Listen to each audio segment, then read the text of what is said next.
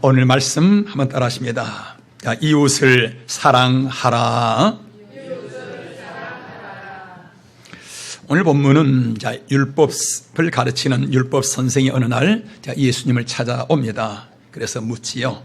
선생님, 율법의 모든 계명 중에서 어느 계명이 가장 큽니까? 라고 묻자 예수님께서 내 마음을 다하고 목숨을 다하고 뜻을 다하여 주 너의 하나님을 사랑하라 하셨으니 이것이 크고 첫째 되는 계명이요 둘째는 그와 같으니 내 이웃을 내 몸과 같이 사랑하라. 이것이 모든 율법 중에서 가장 큰 계명이니라 라고 주님 말씀을 하시지요. 여기서 마음을 다하고 목숨을 다하고 뜻을 다하여 주 너희 하나님 사랑하라. 이 말씀은 신명기 6장 5절에 있는 말씀이지요. 유대인들은 이 말씀을 성경 모든 말씀 중에서 가장 큰 계명으로 그렇게 여깁니다. 물론 예수님도 오늘 그렇게 말씀하시잖아요. 그런데 이 말씀이 얼마나 중요한지 쉐마라 그러잖아요. 들으라라는 말씀입니다. 하나님은 이 말씀을 하시는데 뭐라고 말씀하시는가요? 이 말씀을 아예 너 손목에다가 메고 또 이 말씀은 내 이마에도 붙이고 내 집 문설주에도 붙이고 바깥 문에도 이 말씀을 붙여서 항상 이 말씀을 보며 네 자녀에게 부지런히 가르쳐라 라고 말씀하시지요. 이 말씀이 얼마나 중요하면은 아예 손목에다 매라, 이마에 붙여라, 집에도 붙여라. 그래서 자녀에게 부지런히 가르쳐라. 이 말씀대로 유대인들은 수천 년이 지나오는 지금까지 이 말씀을 하루에도 여러 번 이 말씀을 암송을 합니다. 그리고 삶에 적용을 하면서 자녀들에게 이 말씀을 날마다 가르치지요. 유대인들은 이 말씀을 가장 큰 계명으로 여깁니다. 그런데 예수님께서 뭐라고 말씀하시는가요? 여기에다가 하나를 더 추가하십니다. 뭐지요? 이와 같이 네 이웃을 또한 사랑하라. 하나님을 사랑하는 이와 같이 마치 네가 내 자신을 사랑하는 것처럼 이웃을 사랑하라. 여러분 무슨 말씀이지요? 하나님을 사랑하는 그 사랑의 증거가 뭐냐? 하나님을 사랑하는 증거, 그것이 바로 이웃을 사랑하시는 것이다. 하나님 사랑하는 것과 이웃 사랑, 이것은 같은 것이다 라고 말씀을 하시지요. 그래서 성경에는 이웃에 대한 말씀들이 많이 나옵니다. 누가복음 15장 6절, 그 벗과 이웃을 불러 모으고 말하되 나와 함께 즐기자. 로마서 5장 2절에서는 각 사람이 이웃을 기쁘게 하되 선을 이루고 덕을 세우도록 할지니라. 로마서 12장 13절 같이 한번 보실까요? 손님 대접하기를 힘쓰라. 히브리서 10장 24절 서로더러 사랑과 선행을 격려하라. 아멘. 성경은 이처럼 이웃에 관한 말씀들로 가득하지요. 지난주의 말씀 추수할 때 다 하지 말고 조금은 남겨두어라. 무엇에 관한 말씀이지요? 이웃을 위한 그런 말씀이지요. 이처럼 이웃에 관한 말씀이 성경에는 2000번 이상이 기록되어지고 있습니다. 그러면은 이웃은 과연 어떤 사람들인가? 오늘 여러분들은 이웃을 어떻게 생각하시는가요? 그게 뭐 당연하지. 내 옆에서 살아가고 있는 사람들, 그것은 이제 국어 사전적인 그러한 이제 답이지요. 성경에서 말하는 이웃의 그런 의미는 다릅니다. 뭐지요? 여러분들이 인생을 가지고 있지요. 우리 같이 한번 보실까요? 이웃은 어떤 사람인가요? 1번, 우리 다 같이 시작. 우리가 더불어 살아가는 공동체. 이웃은 누구라고요? 우리가 더불어 살아가는 그런 공동체. 여러분, 사람은 아무리 똑똑하고 유능하다 할지라도 세상을 혼자 못 살지요. 서로가 더불어서 살아가야만 합니다.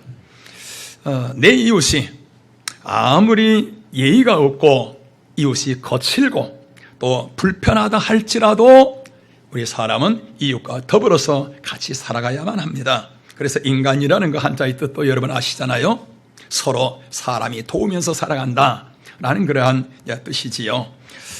그러기에 세상을 여러분 잘 살기를 원한다면은 어떻게 해야 되는가요? 이웃과 좋은 관계를 맺으며 살아가야 됩니다. 이웃과 좋은 관계가 되어지면은 여러분, 삶이 어떻게 되어지지요? 세상에서 성공하고 출세하는 길도요, 이웃 관계가 없는 사람들보다 훨씬 더 많아집니다. 뿐만 아니라 어렵고 힘든 그러한 일이 있을지라도 이웃과 좋은 관계가 되어지면은 별로 힘들지 않게 넘어가게 되어집니다. 삶 속에서 오는 그러한 정보, 지혜 다 어디서 오는가요? 이웃과의 관계를 통해서 오지요. 이웃과의 관계를 통해서 오는 그러한 유익은 여러분 이루 다 말할 수가 없습니다. 그렇기 때문에 우리가 살아가는데 이웃과의 관계 여러분 너무너무 중요하지요. 우리나라 이조 시대를 보면은 많은 임금들이 있었는데요. 그 임금들의 특징이 뭔지 여러분 아십니까? 임금들의 특징 다 세상을 일찍 떠나셨어요. 다른 사람들보다도 그 수명이 훨씬 더 짧습니다. 어떤 자료를 보니까 예종은 20세에 돌아가셨습니다. 18대, 현종은 34세에 돌아가십니다. 연산군은 괴질로 30세에 돌아가시죠. 그 중에서 이 세조만이 장수를 하십니다. 몇 살을 사셨다고요? 52세를 사신 것입니다. 주로 거의가 다 30대 돌아가십니다. 40대 넘기는 분이 몇 사람 안 됩니다. 왜 그랬을까요? 다 추색에 빠지죠. 여자들과 그냥 술 속에서 살아갑니다. 그러다 보니까 몸도 병들고 마음도 병들고 우울증에 빠지고요. 삶이 무너집니다. 건강 다 망가지지요. 아무리 좋은 약, 아무리 좋은 음식을 먹어도 그런 삶 속에서는 배약이 무효지요. 아무런 소용이 없습니다. 그런 가운데서 영조 한 분만이 유일하게 82세를 살게 되어지지요. 이분은 추색에 빠지질 않습니다. 이분은 틈만 나면은 온 나라를 구석구석 돌아보고 백성들이 얘기를 또 듣고 또 불쌍한 사람, 어려운 사람들의 형편을 또 들어주고요. 그러면서 그 문제들을 풀어나가고 이처럼 백성들을 돌아보고 또 돌아보고 살피고 그러다 보니까 몸도 마음도 건강해지고 또 백성들과 소통도 이루어지고 나라도 평안하며 장수하게 되어지는 것입니다. 여러분, 나만 생각하고 문을 닫고 나 혼자 즐기는 그런 삶, 그 삶은 여러분 무너지게 되어집니다. 건강도 무너집니다. 생각도 무너집니다. 모든 삶, 정신 다 파괴되어져 가지요. 일찍 죽습니다. 이는 개인만이 아니라 가정도 마찬가지고 국가도 다 마찬가지입니다. 국가든 개인이든 가정이든 기업이든 잘 살기 위해서는 어떻게 해야 되는가요? 문을 열어야 하지요. 국가도 서로 간에 외교가 활발하게 이루어져야만 되지요. 개인도 마찬가지고요. 그래서 주변을 돌아보고 서로 교제하면서 오면서 가면서 교통이 이루어져야만, 그래서 서로의 연약함을 돌아보고 괴로움도 같이 나누고 기쁨을 같이 하고 슬픔을 같이 하고 함께 어울려서 살아가는, 이것이 여러분 우리가 살아가는 삶의 즐거움, 인생의 맛이 바로 이런 데 있는 것이 아닌가요? 우리 인간의 행복이 어디에 있습니까? 사람들끼리 서로 부딪히면서 그 안에서 함께 살아가는 이 공동체의 삶, 이 안에 바로 하나님의 그 은혜가 이 안에서 이루어지게 되어지지요. 할렐루야. 앞집, 뒷집, 윗집, 아랫집 문을 열고 서로 오면서 가면서 우리 성도 여러분 먹을 것도 같이 나누는 그러한 우리의 삶이 되시길 주님의 이름으로 축원합니다. 기쁨도 같이 나누고 슬픔도 이웃과 같이 나누고요. 그래야 할 때 삶 속에 웃음이 있잖아요. 삶에 활력이 있게 되어지잖아요. 온갖 좋은 것들이 이 안에서 이루어지게 되어지지요. 내 삶의 틀에 갇혀 있어서는 안 됩니다. 항상 살아가며 항상 만나는 그 삶의 틀에 갇혀 있는 것이 아니라 그 틀을 깨고 나와야 됩니다. 그래서 고구마 하나라도 있으면 가지고 이웃에 찾아가서 함께 나누고요. 서로 교제가 이루어지고요. 이게 뭐지요? 내 삶의 지경을 넓혀나가는 길인 것입니다. 지난 주일날 관심 대상자 적어보세요. 내 주변에 내가 돌아보면서 내가 품고 함께 나갈 수 있는 사람들 얼마나 되는지 한번 주변을 돌아보시고 관심 가질 만한 사람들을 쭉 한번 적어보세요. 관심 대상자 카드를 드렸더니 어떤 분 보니까 2사람 적었어요. 어떤 사람은 3사람이고 어떤 사람은 1명.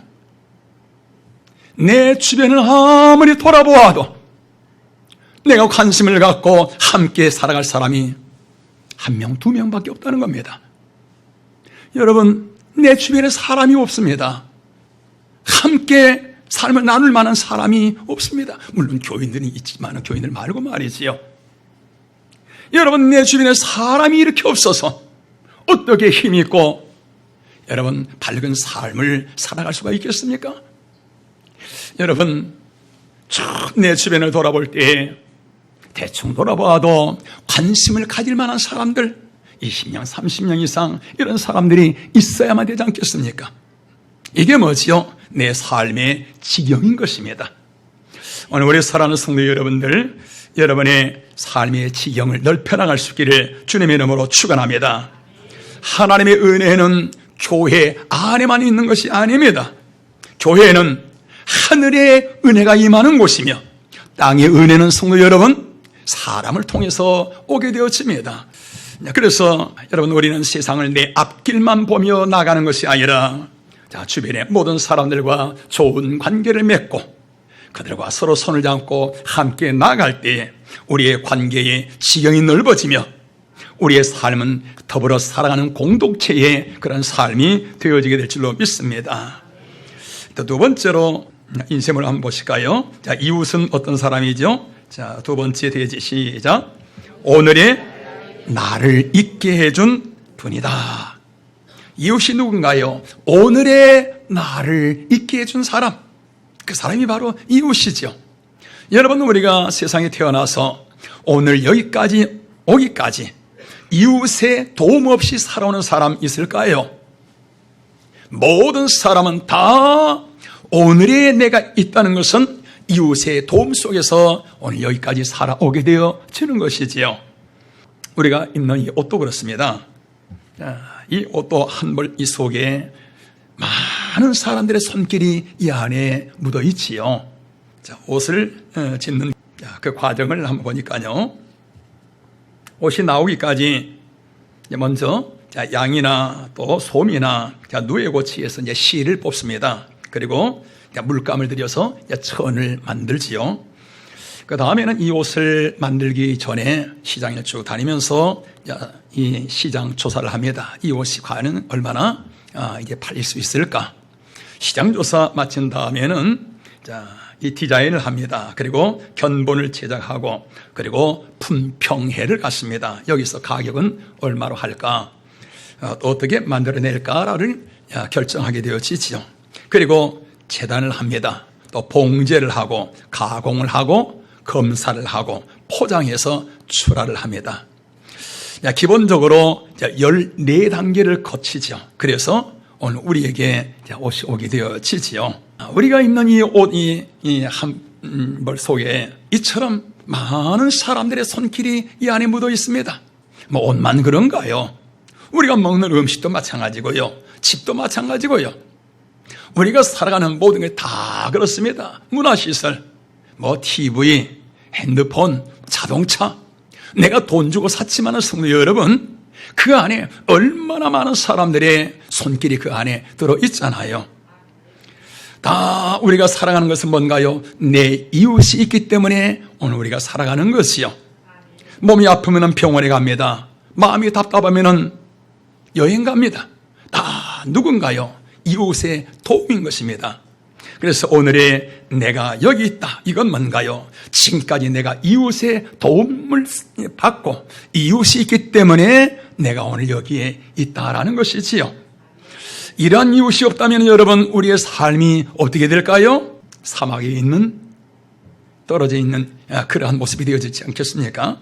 그렇기 때문에 우리는 내 이웃에 대해서 1000번, 10,000번 감사하고 또 감사하고, 할렐루야. 이웃에 대해서, 이웃 때문에 내가 오늘 여기까지 우리가 있게 되어지잖아요. 그래서 이웃은 어떤 대상인가요? 감사의 대상인 것입니다. 사랑의 대상인 것입니다. 우리 좌우 한번 인사 한번 하실까요? 성도님 때문에 오늘의 내가 있습니다. 감사합니다.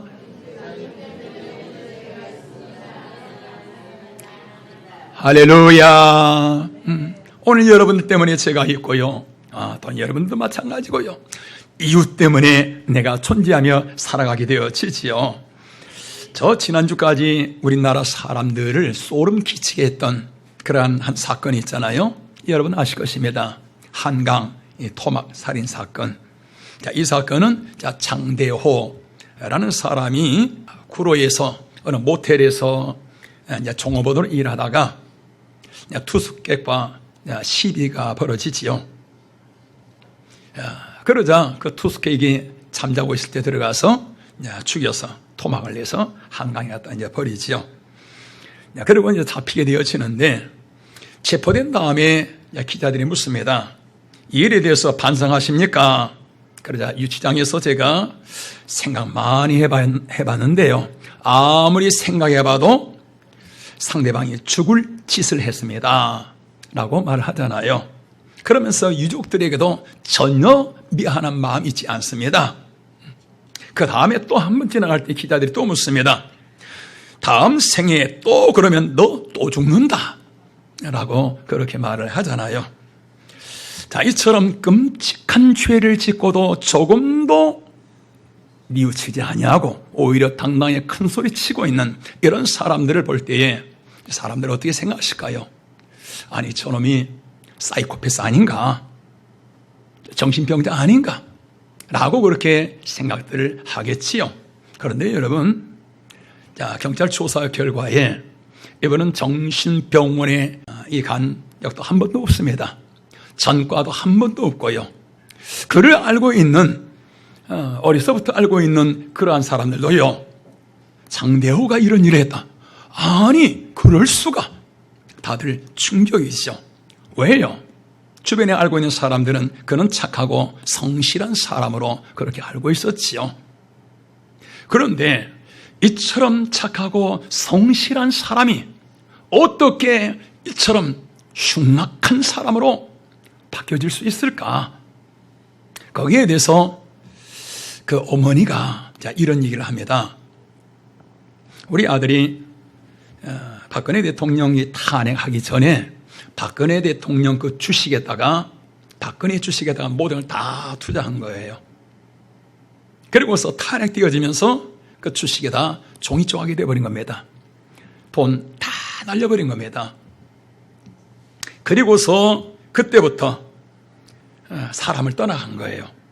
사람들 만나지 않고 혼자 살아갑니다. 모든 인간관계를 다 끊어버린 것입니다.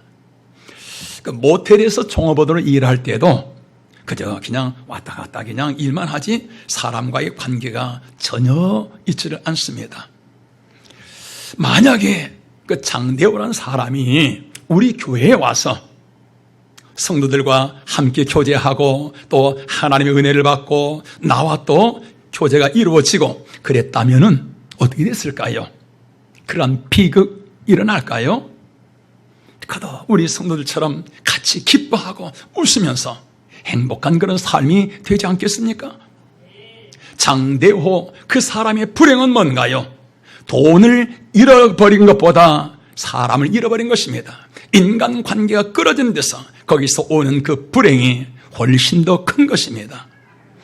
이웃이 없는 이 불행, 여러분 이것은 무엇과도 비교할 수가 없는 것입니다. 사람은 여러분 혼자서는 살아갈 수가 없습니다. 자, 이웃이 나에게 유익이 되든 안 되든 이웃이 나에게 도움이 되든 안 되든 그 이웃은 내 옆에 있어야만 됩니다. 할렐루야. 이웃에 대해서 무관심하는 것이 아니라 그 이웃 때문에 오늘 우리가 내 자신이 여기에 있게 되어지는 것이지요. 그렇기 때문에 오늘 성경에서 뭐라고 말씀하시는가요? 내 이웃을 사랑하라. 그 이웃이 너에게 도움이 되고 유익이 되고 그런 차원을 떠나서 너에게 도움이 있지 아니할지라도 너 이웃을 사랑하라. 어느 정도? 내 몸을 네가 사랑하는 것처럼, 하나님을 사랑하는 것처럼 그와 같이 내 이웃을 사랑하라. 할렐루야. 자, 성도 여러분들 한번 생각해 보시지요. 내 이웃을 내가 이처럼 사랑합니다. 나를 사랑하는 것처럼 내 이웃을 사랑합니다. 하나님을 사랑하는 것처럼 우리가 그처럼 이웃을 사랑합니다. 그렇다면 우리의 삶이 어떻게 되어질까요? 여러분, 삶이 밝아지지 않겠습니까? 신바람 나지 않겠습니까? 생명력이 넘쳐나지 않겠습니까? 우리 가정이 그렇게 되지 않겠어요? 이 사회가 밝아지지 않겠습니까? 할렐루야. 이처럼 이웃을 사랑하며 사랑하는 것 삶, 하나님의 나라가 그 안에서 이루어지게 되어지는 것이지요. 여러분, 이웃이 누군가요? 한번 따라 하실까요? 오늘의 나를 있게 해준 고마운 분들이다. 할렐루야. 그렇기 때문에 우리는 이웃에게 다가가서 감사하고 사랑하며 이웃과 아름다운 관계 속에서 나아가야만 하는 것입니다. 이웃의 손을 잡으시길 바랍니다. 이웃은 누군가요? 우리가 함께 살아가는, 함께 더불어 나아가는 그러한 사랑의 공동체인 것입니다. 자, 세 번째로 이웃은 누군가요? 우리 다 같이 시작. 이웃은 눈에 보이는 하나님이다. 할렐루야. 눈에 보이는 하나님이셔요. 자, 성경 마태복음 25장 35절 이하의 말씀 보십니다.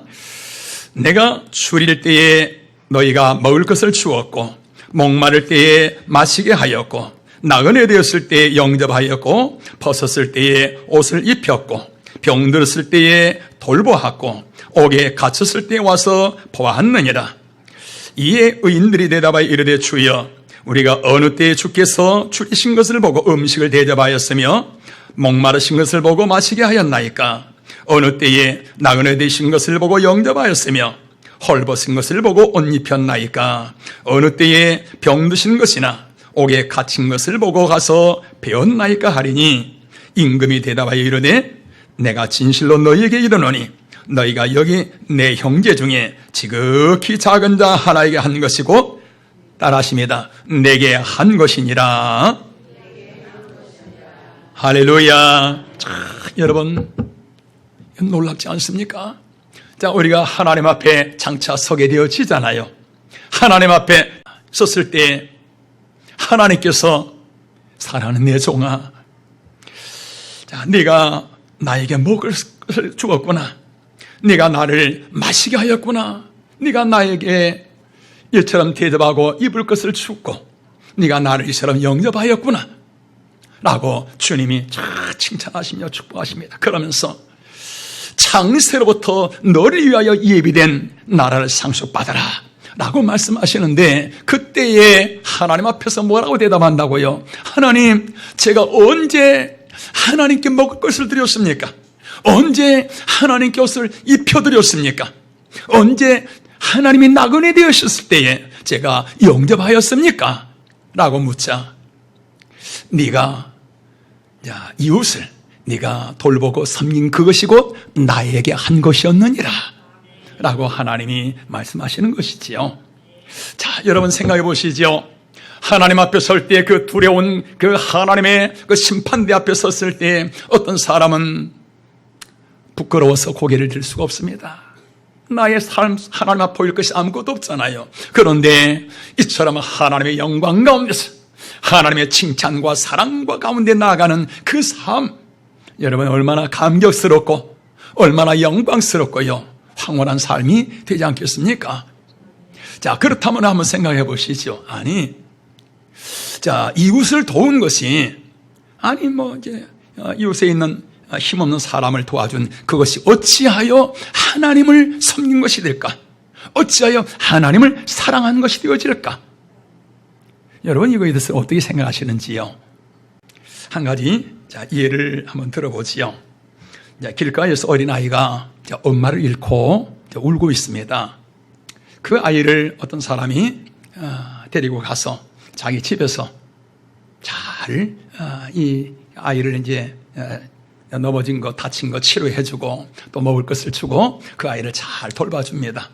그러면서 그 엄마와 연결이 되어져서 그 엄마가 찾아왔습니다. 와서 보니까 자기 아들을 이처럼 잘 입혀주고 씻겨주고 치료해주고 또 먹여주고 그런 모습을 볼 때에 그 엄마의 마음이 어떨까요? 자기 자신을 입혀주고 그런 거 이상으로 고맙고 감사하지 않겠습니까? 당연하지요. 여러분, 하나님 앞에서 바로 이와 같은 것입니다. 이 세상의 모든 사람들은 다 하나님이 지으신 하나님의 자녀들이잖아요. 오늘 우리는 하나님 품 안에 있는 자녀이고 세상의 사람들은 하나님 품 밖에 있는 하나님의 자녀들이지요. 하나님은 오늘 우리만 사랑하시는 것이 아니라 세상에 있는 사람들도 동일하게 사랑하시지요. 그래서 요한복음 3장 16절에 하나님이 세상을 이처럼 사랑하사 독생자를 주셨으니 이걸 무슨 사랑이라고 그러죠? 일반적인 사랑인 것입니다. 우리가 세상의 사람들을 그처럼 사랑하고 섬기고 돌보고 사랑을 베풀 때 하나님은 어떻게 여기시는가?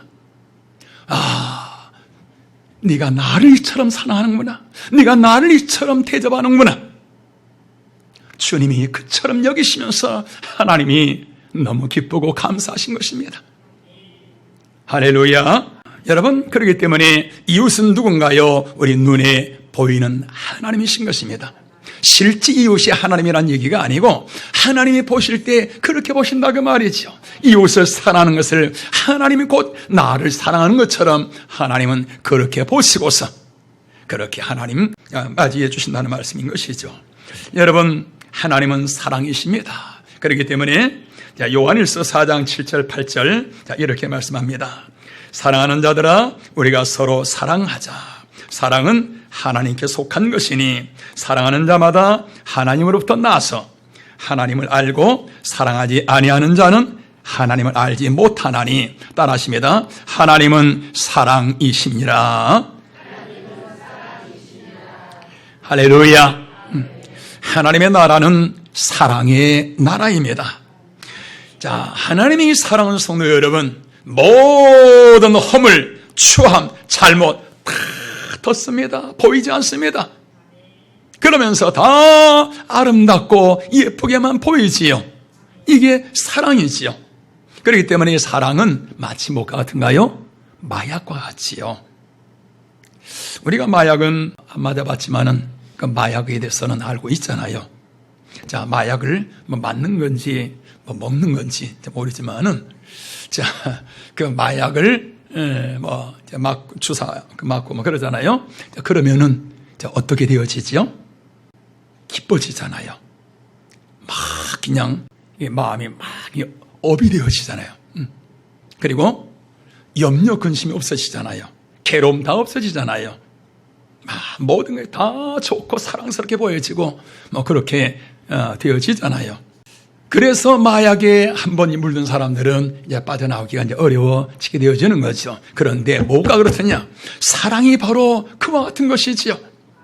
하나님의 사랑이 그 심령 속에 쫙 들어가게 되어지면은 바로 그처럼 모든 것이 다 아름다워지고 모든 것 다 예뻐 보이고요. 흠이랄지 이런 것은 보여지질 않지요. 남녀 간에 여러분, 자, 이 사랑에 빠졌습니다. 그러면은 서로 간에 어떻게 보이지요? 제대로 보이는 게 하나도 없잖아요. 눈이 커도 눈이 적어도 키가 커도 키가 작아도 뚱뚱해도 홀쭉해도 다 멋있게만 보여지지요.